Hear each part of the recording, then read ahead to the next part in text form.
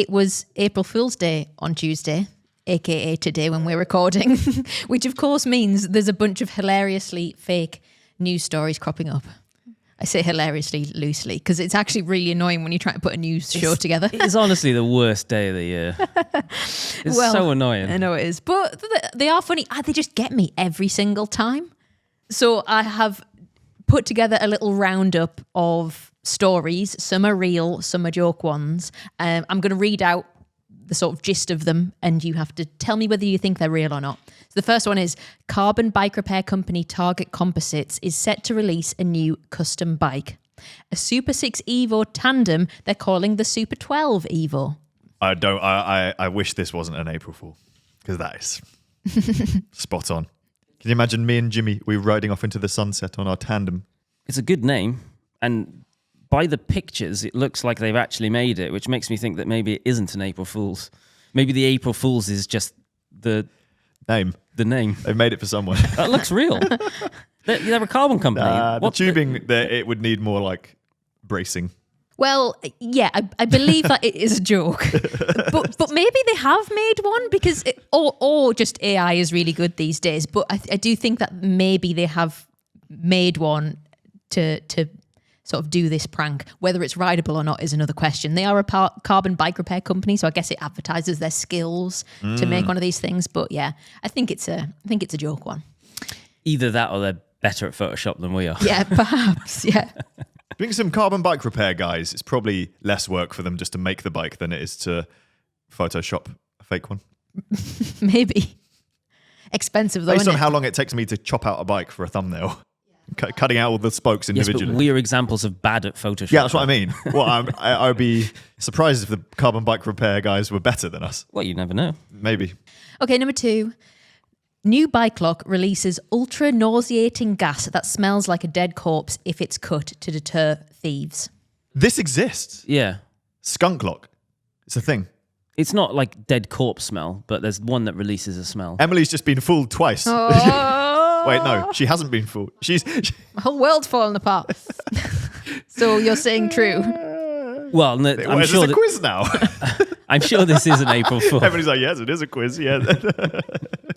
Yeah, it is true. It's a D-lock designed by a French startup called Cactus. Oh no, this is a real product. It's a real product. It's said to release a corpse-like stench that can cause eye irritation and shortness of breath if a thief dares to cut it more than 1 centimetre. Look how bad the Photoshop is on that. Look, there's a text box. There's a text box that has been placed over the top. It has been Photoshopped. Listen, I'm reliably I've just informed. scrolled up and realised this is actually a quiz because I wasn't listening to the intro. Yeah. Well, yeah. Okay. Now it all makes sense. It's a real product. I'm going real. It's a real product. I'm going real. That one is real because I did not find it today. I found it yesterday and the headline said, "It's not an April Fool's joke. Bike company really did release a da-da-da-da-da." So Yes. I know there is one similar that exists that people have said that we should test called the skunk clock, which we will not be testing. If that is real, they need to use an image that isn't Photoshopped. Or upside down. yeah, I think they're just a startup, so perhaps that's a prototype. I don't know. See. Next one. Cube is about to release a new version of its new road gravel bike with 4.4-inch tyres, aka 117 mil. 11 centimetre width tyres. I would buy that. That's sick. But that'd just be like a fat bike tyre, wouldn't it? It's the best cube I've seen.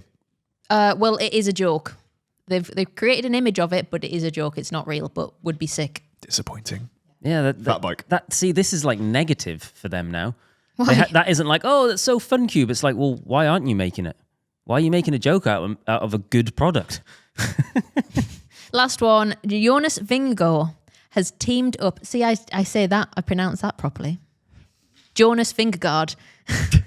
No, Jonas Vingegaard has teamed up with Brian Johnson, the guy who's on a mission to live forever, in order to get an edge over his rivals this year. They could be brothers. Who's healthier? Brian Johnson seems to go through. He's obviously trying to be extremely healthy, but then pushes it too far every now and then. So every couple of years, he's like, "Oh yeah, I nearly died," and then has to reverse it. So I don't know how well the endeavour's going. It's very up and down as far as I can tell. Interesting guinea pig. I would guess this is not true, but it could be. Well, it couldn't be. It'd be funny if it was, but it's not going to be true. Not true.